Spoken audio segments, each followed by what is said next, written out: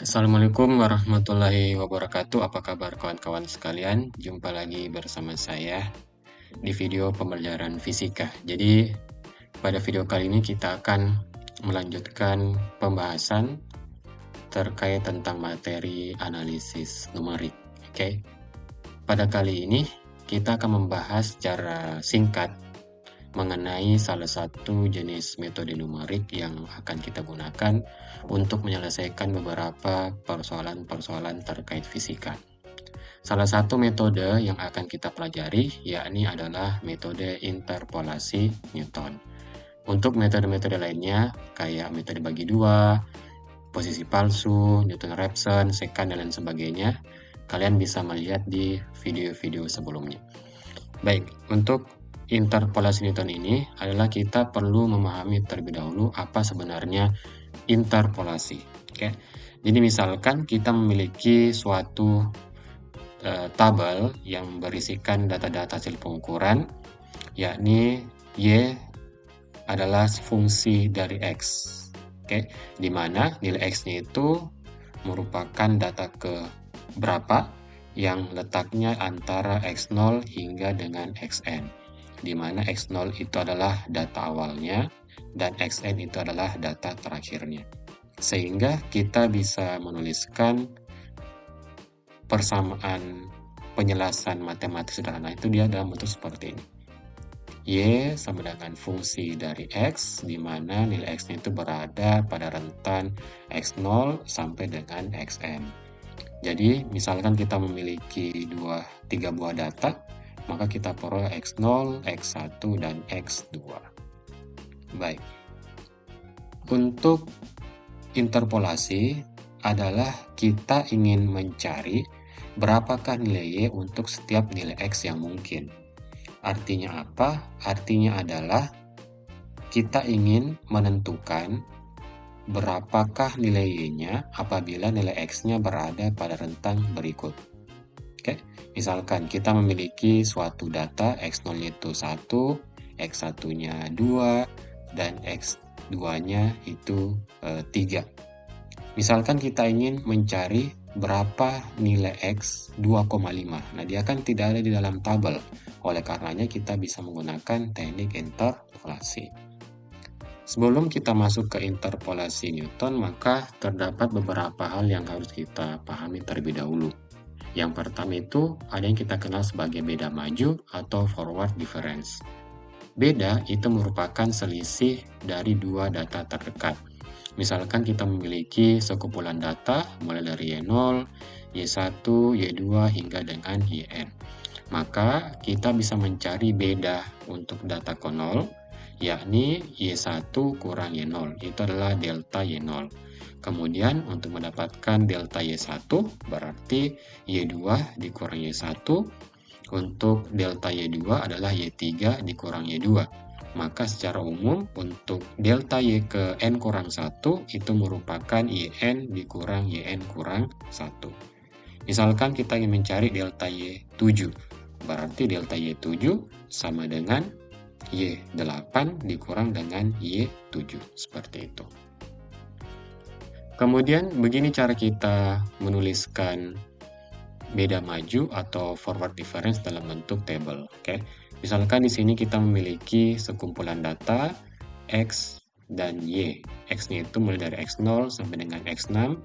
Untuk X0 itu apabila kita masukkan di persamaan Y-nya, maka diperoleh Y0, X1 Y1, X2 Y2 hingga X6 Y6. Nah, untuk selisih atau beda pertama, oke, delta itu delta Y0 adalah Y1 kurang Y0, dapat delta Y0. Delta Y1, Y2 kurang Y1, delta Y2 adalah Y3 kurang Y2, dan seterusnya. Untuk delta kuadrat atau beda orde kedua, ya, jadi kita selisihkan lagi ini. Delta kuadrat Y0 sama dengan delta Y1 kurang delta Y0. Untuk mendapatkan delta kuadrat Y1 berarti delta Y2 dikurang delta Y1. Untuk mendapatkan delta kuadrat Y4 berarti delta Y5 dikurang dengan delta Y4. Begitu seterusnya hingga nanti kita akan memperoleh delta pangkat 6 Y0. Jadi dia akan terlihat semakin mengkerucut dan akan kita peroleh nilai tunggal di ujungnya.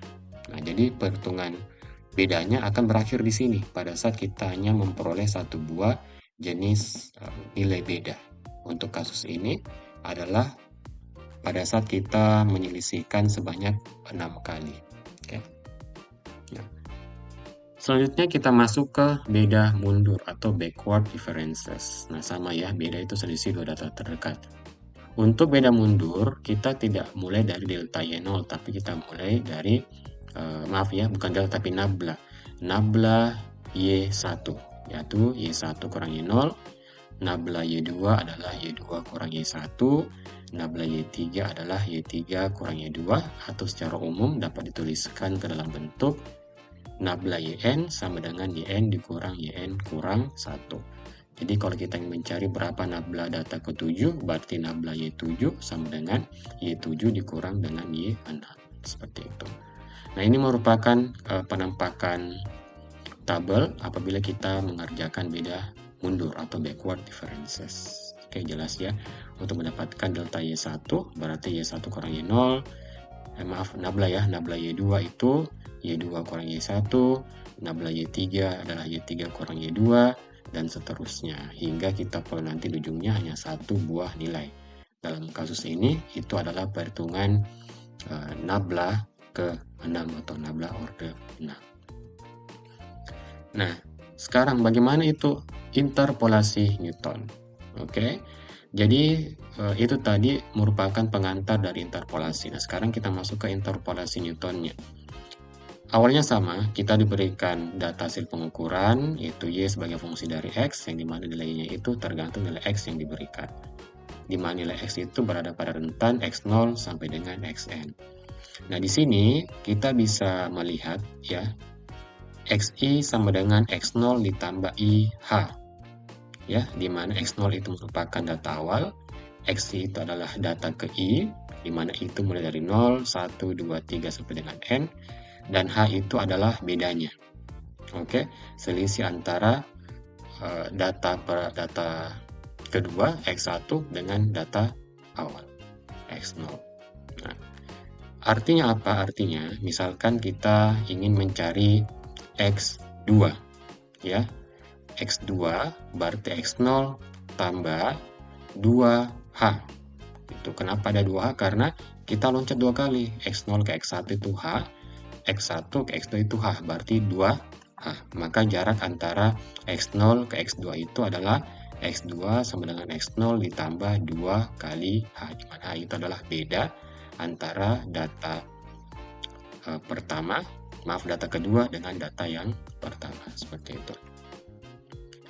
Kemudian, karena Yn sebagai fungsi X merupakan polinomial derajat N, maka secara matematis kita masukkan persamaan polinomialnya, akan diperoleh persamaan sebagai berikut. Nah, di sini tugas kita mencari konstanta-konstantanya. Oke, nanti diperoleh bahwa A0 itu setara dengan Y0, A1 sama dengan Y1 kurang Y0 per X1 kurang X0 sama dengan ini ya, Y1 kurang Y0 itu tadi adalah beda maju. Berarti delta, kita ganti delta. Delta Y0 dibagi dengan H. H itu adalah selisih antara data kedua dengan data awal atau X1 kurang X0. Diperoleh juga nilai A2, A3 sampai dengan seterusnya, nilai dari AN. Selanjutnya kita tetapkan tadi X sama dengan X0 tambah PH. Jadi ini I-nya yang 0, 1, 2, 3 dan seterusnya itu kita ganti dengan P. Maka diperoleh X sama dengan X0 tambah PH. Apabila nilai ini kita substitusi tadi ke persamaan yang ini, ya, maka nanti akan kita peroleh persamaan umum dari interpolasi beda maju Newton. Seperti ini. Sedangkan untuk beda mundur, kita ganti bukan lagi X sama dengan X0 tambah PH, melainkan X sama dengan Xn ditambah PH. Xn itu adalah data paling akhir, sedangkan X0 itu adalah data paling awal. Lebih lanjut, dengan menyubstitusi lagi kebersamaan polinomial yang telah kita lihat bersama, maka kita peroleh persamaan interpolasi beda mundur Newton yang kedua, seperti ini. Oke, nah timbul pertanyaan, kapan kita gunakan interpolasi beda maju Newton dan kapan kita gunakan interpolasi beda mundur Newton. Nah, untuk menjawab itu, kita masuk dulu ke studi kasusnya, seperti ini. Misalkan kita memiliki tabel data pengukuran ya. Untuk Y1 itu nilainya 24, Y3 itu nilainya 120, Y5 nilainya 336, dan Y7 nilainya 720.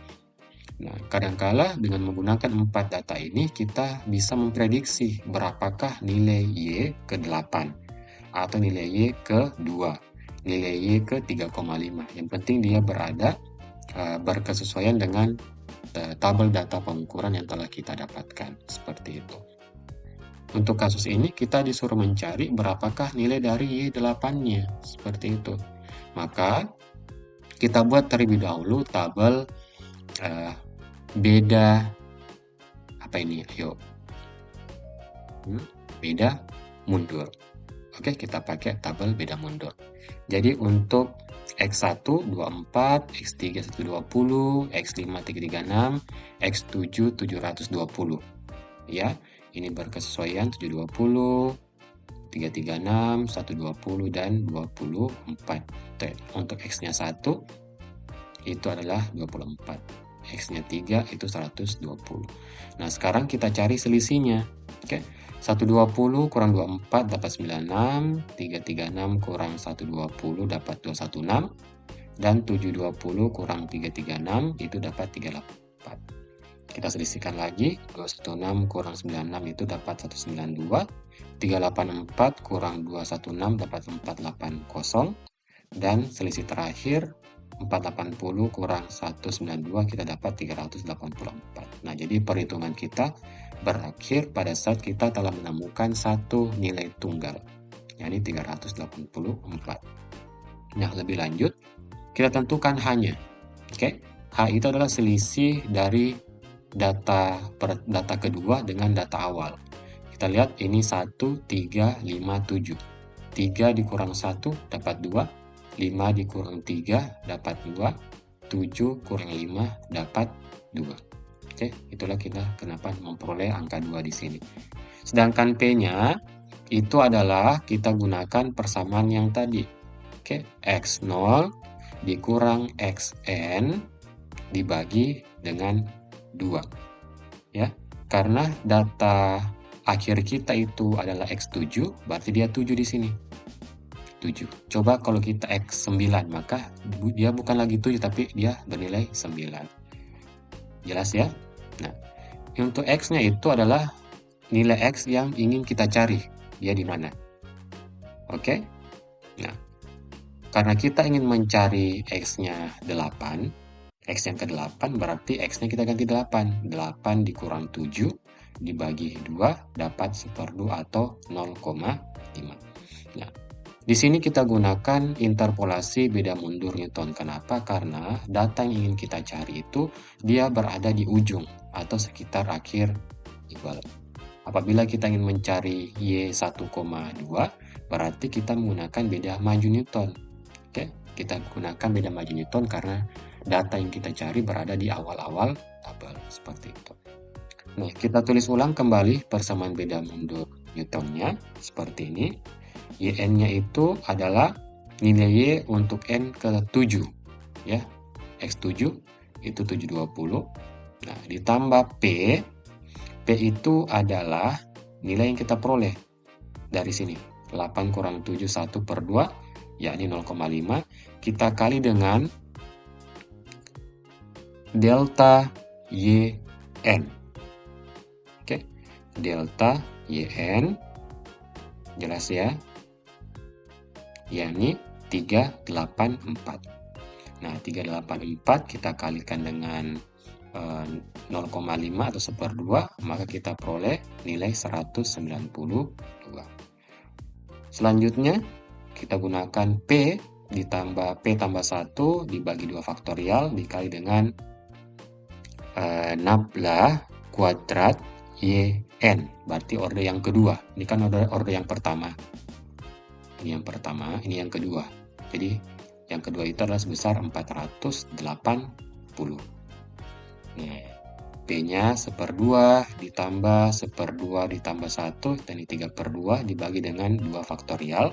Kita kalikan dengan 480.